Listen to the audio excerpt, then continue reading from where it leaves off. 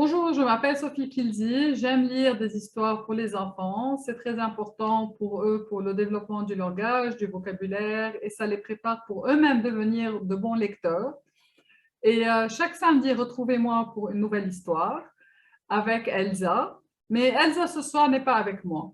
Vous êtes prêts, les amis? On va commencer pour notre histoire. Notre histoire d'aujourd'hui s'appelle C'est l'histoire d'un hippopotame. Regardez, ça c'est le livre pour aujourd'hui. C'est l'histoire d'un hippopotame. Agnès de Lévirade.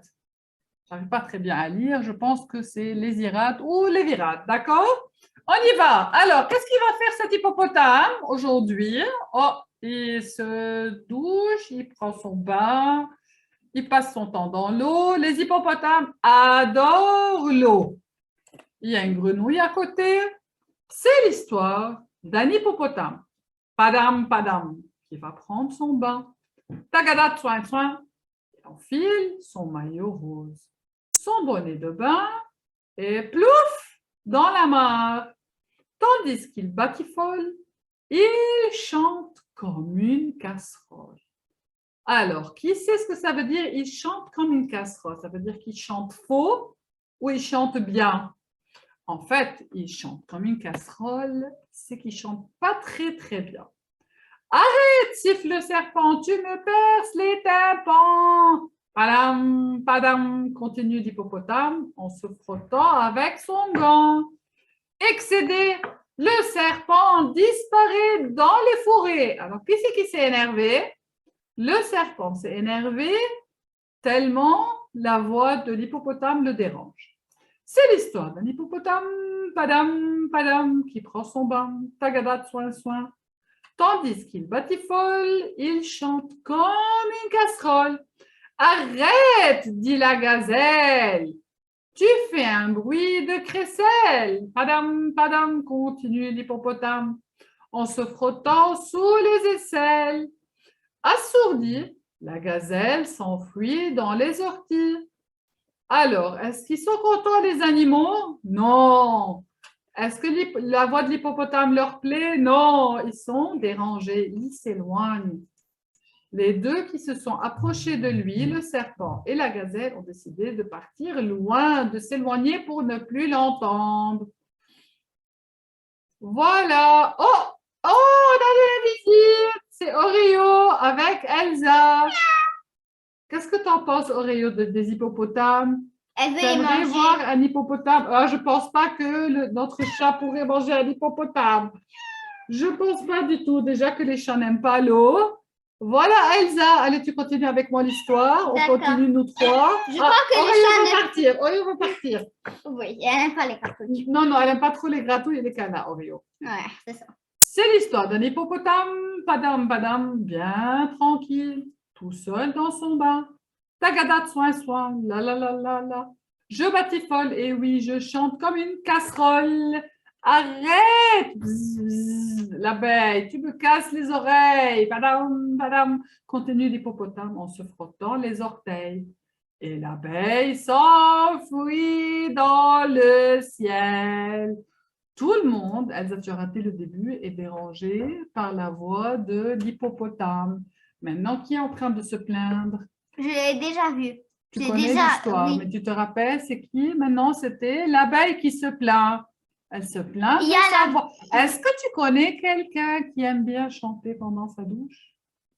Dans son bain? Moi, oui, je connais quelqu'un qui aime faire ça. Mais j'aime beaucoup sa voix, j'aime beaucoup l'entendre chanter. N'est-ce pas? C'est trop sympa quand tu chantes pendant ton bain.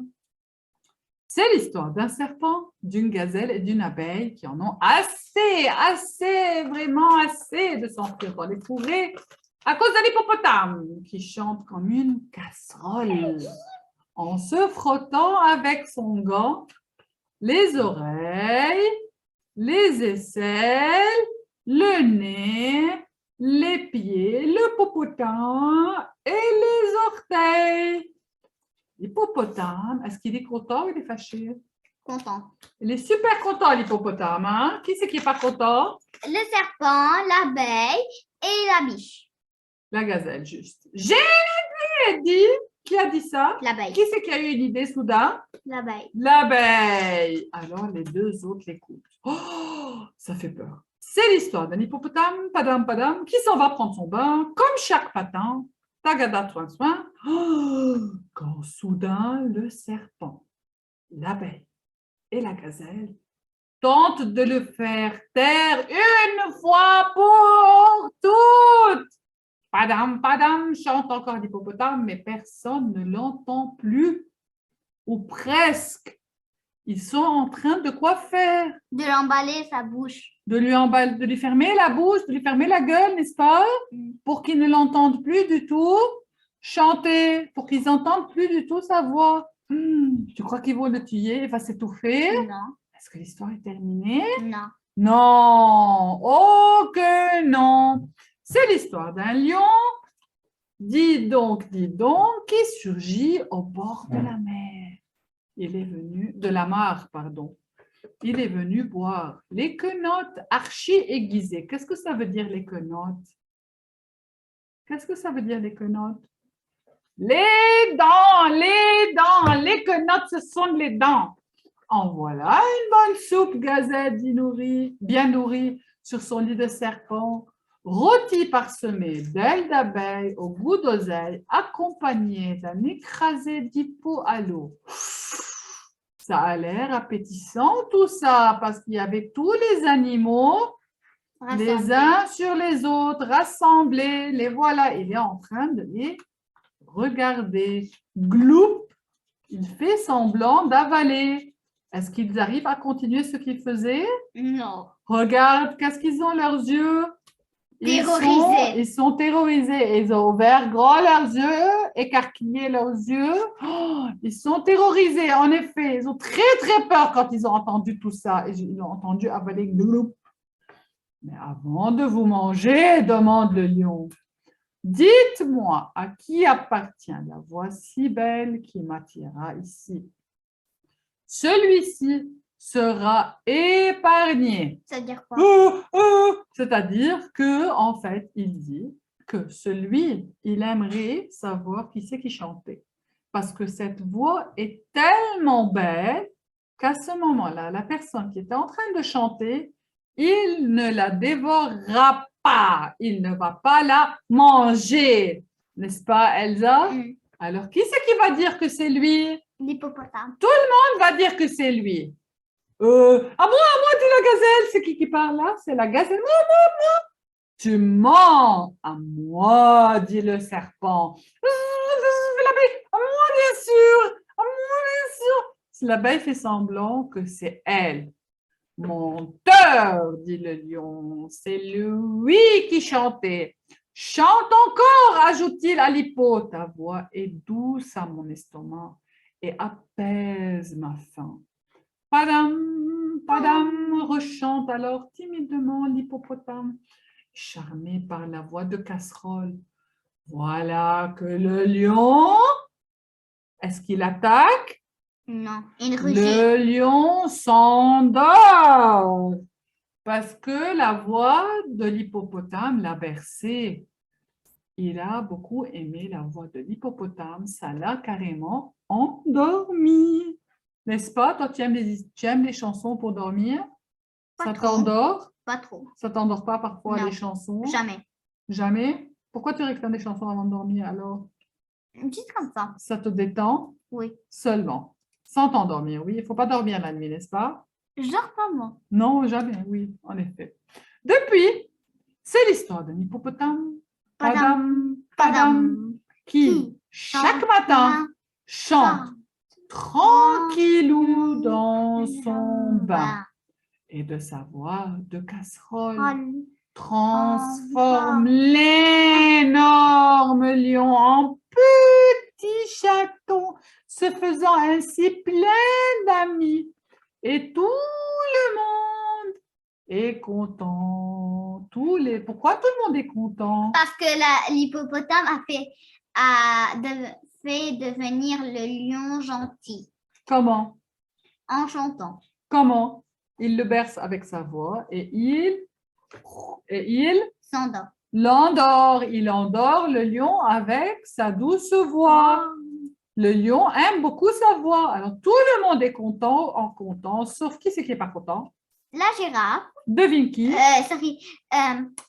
biche, le serpent et l'abeille. Oui, ceux qui ne sont jamais contents. En fait, ceux qui ne sont jamais contents ne seront jamais contents. Attends que je vois si c'est terminé. Je crois qu'il reste encore une page, Elsa. Tu vois, ils sont tous ici. Et l'abeille tourne autour de la biche. C'est juste, regarde, on la voit ici. Elle a tourné autour de ses cornes. Et ça, ce sont les bulles de l'hippopotame qui est descendu sous l'eau. L'hippopotame, est-ce que l'hippopotame aime l'eau? Oui. Il aime beaucoup l'eau. Il vit presque tout le temps dans l'eau. Oui, mais pas comme quelqu'un. Non, bien sûr que non. Non, on ne peut pas rester tout le temps dans l'eau. Non, pas comme quelqu'un Sinon, d'autre. qu'est-ce qui se passe? Non, pas comme quelqu'un d'autre. Qui? De qui tu parles? Ah oui, oui, oui, oui. Nos amis les chats n'aiment pas du tout l'eau. en Et les principe. Les chiens, ça dépend. Il y en a qui aiment, il y en a qui n'aiment pas. Et il y a des chats qui aiment et il y a des chats qui aiment. Attends, maman, j'ai trouvé un nouveau truc aujourd'hui. On a fini notre histoire. Une minute. L'histoire de l'hippopotame est terminée. Montre-leur un hippopotame s'il y a dans les smileys. Ok, c'est un nouveau. On va voir s'il y a. Quels sont les animaux. Les montrer à nos amis. Retrouvez-nous chaque samedi pour une histoire en ligne pour les enfants. Non. Allez, au revoir les amis. Non. À la semaine prochaine. Vous avez vu, les ballons d'Elsa sont encore accrochés derrière. Kit Kat est occupée, elle ne pourra pas venir. Elle ne pourra pas venir. Oui. Bientôt, on va lire une histoire. Non, direct. Kit Kat est encore plus occupée. Oh, regardez, c'est Stéphie. Stéphie a ramené Kit Kat. Coucou, Stéphie. Oh, je suis la Il y a mère Stéphie du qui est loup. en train de prendre son bain. Est-ce que tu chantais dans la douche? Tu es sûre? Oui. Je ne suis pas si sûre que ça. Hein? Allez, bye. Attendez, je vais vous mettre un hippopotame. Voilà On une est baleine. nombreux là. 1, 2, Les 3, souris qui font... 4. Attends, où tu l'embarques? Allez, au revoir. Non, qu'est-ce que je fais?